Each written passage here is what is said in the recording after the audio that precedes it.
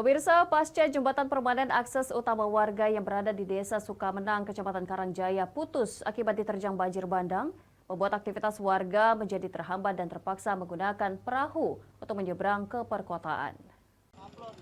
Hanya tinggal puing-puing reruntuhan bangunan jembatan yang berada di pinggir sungai. Akibat putusnya jembatan membuat aktivitas warga di 3 desa lumpuh total. Warga terpaksa menggunakan jalur sungai demi bisa menyeberang untuk menjalankan aktivitas perekonomian.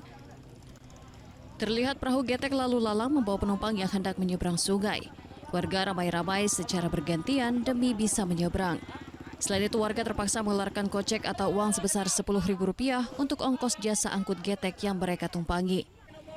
Warga desa Rantau Telang mengaku resah dengan jembatan yang putus akibat diterjang banjir bandang sebab akses jalan menjadi tertutup dan menghambat warga untuk mencari nafkah. Resah. Jadi akses jalan kami tertutup. Jadi untuk menyeberang menggunakan apa, Pak?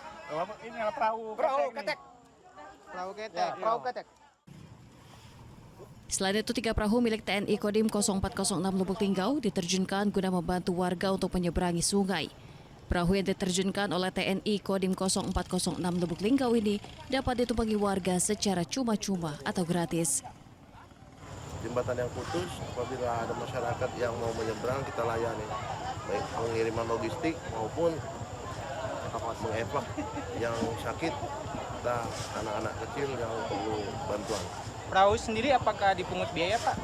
Kalau kita dari TNI tidak ada pungutan biaya, membantu digratiskan.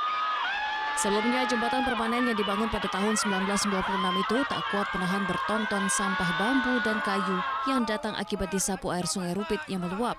Ditambah arus yang deras membuat jembatan permanen itu putus. Dari Muratara, Sudirman, iNews melaporkan.